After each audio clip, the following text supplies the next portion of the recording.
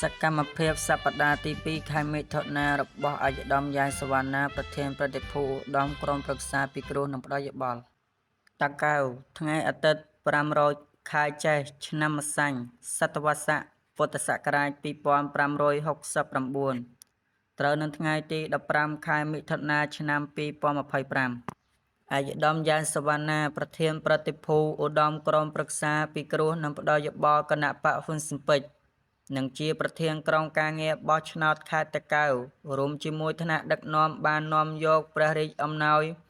របស់ព្រះអង្គម្ចាស់នរោត្តម ចក្រវុឌ្ឍិជូនប្រជាពលរដ្ឋដែលខ្វះខាត ដែលស្ថិតនៅឃុំព្រៃអំពក ស្រុកគិរីវង្ស ខេត្តតាកែវ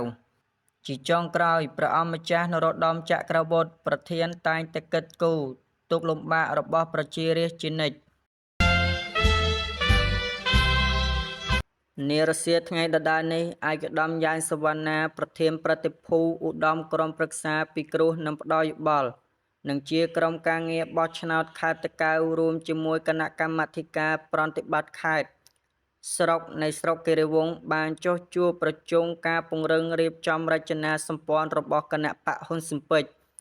នៅទូទាំងស្រុកគិរីវង្ស ខេត្តតាកែវ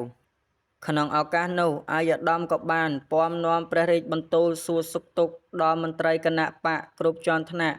និងឲ្យមន្ត្រីគណៈបក្សយកចិត្តទុកដាក់បម្រើរាស្ត្រដោយយកបញ្ហារបស់មូលដ្ឋានយកតាមរយៈគណៈបក្ស ដើម្បីដោយគណៈបក្សរាជានិយមដែលមានកៅអីនៅរដ្ឋសភាដាក់ជូនអង្គសភាជាតិដោះស្រាយជូនប្រជារាស្ត្រ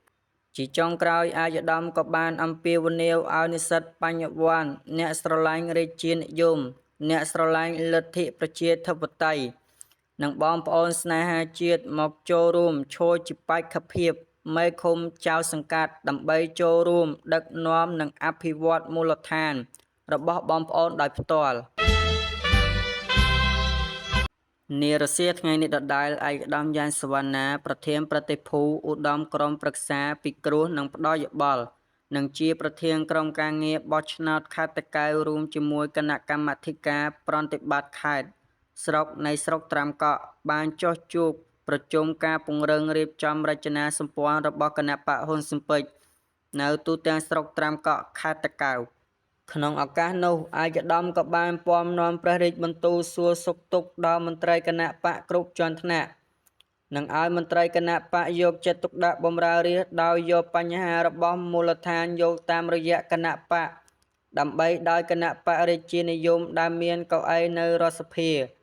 ដាក់ជូនអង្គសភាជាតិដោះស្រាយជូនប្រជារាស្ត្រ ហើយជាចុងក្រោយ ឯកឧត្តមក៏បានអំពាវនាវឲ្យនិស្សិតបញ្ញវន្ត អ្នកស្រឡាញ់រាជានិយម អ្នកស្រឡាញ់លទ្ធិប្រជាធិបតេយ្យ និងបងប្អូនស្នេហាជាតិមកចូលរួមឈរជាបេក្ខភាពមេឃុំចៅសង្កាត់ដើម្បីចូលរួមដឹកនាំនិងអភិវឌ្ឍមូលដ្ឋានរបស់បងប្អូនដោយផ្ទាល់